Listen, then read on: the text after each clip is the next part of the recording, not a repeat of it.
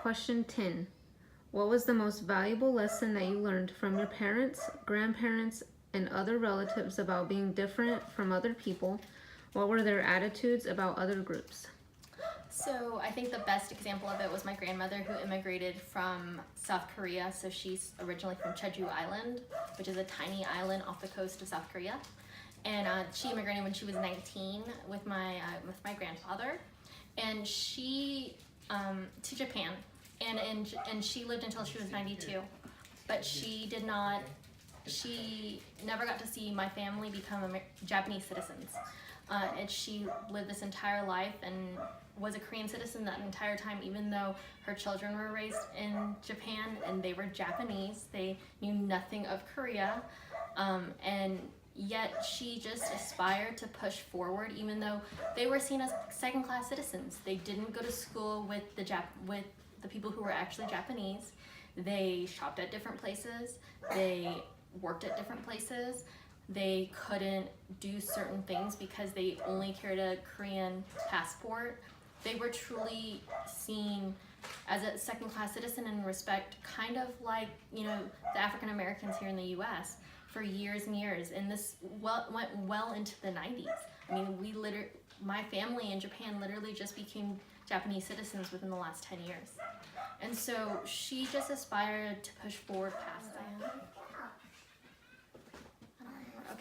And so basically the basics of it all was the fact that she started just selling these dried fish on, out of their house. And then she built that into a larger business with my grandfather.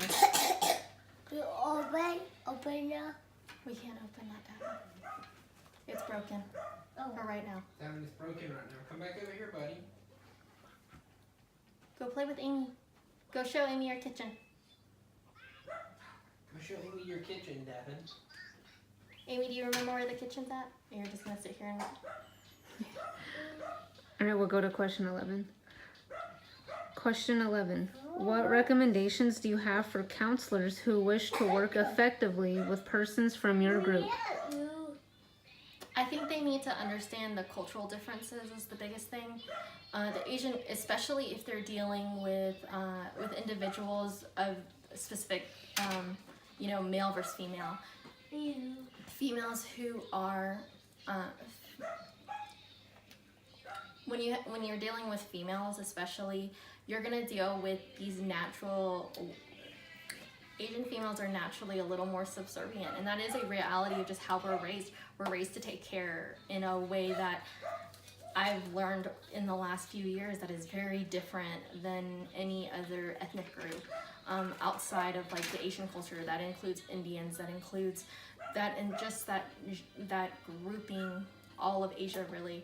We are taught we have to be able to cook. We have to do certain things for our families, and we're always family first in a way of like self-sacrificing, and that's just our personalities. And you have to understand that level of dedication to family.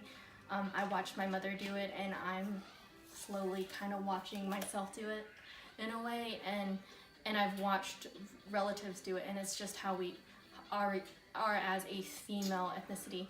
Now, when it comes to the male aspect of it, I've watched male friends deal with very different issues, especially being in the U.S. Males deal with almost having a chip on their shoulder in a way because of the fact that they are looked as not being as good as other ethnicities. So they deal with this almost need to prove themselves constantly. So when you're counseling individuals like that, you need to be aware of these things, especially with the male bravado aspect of it, because they feel like they're not good enough. And that happens a lot in males of the Asian culture, especially Eastern Asian.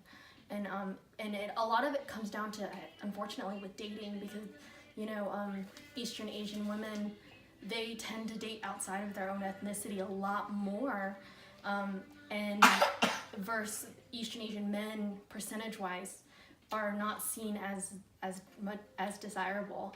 And so for all of those reasons, Eastern Asian men, you really do deal with this need of needing to prove that they're equal. And I've seen that with so many friends and so many people, or even in my own dating experience, and it is a struggle to deal with on a regular basis as someone dealing with those people, let alone being a counselor.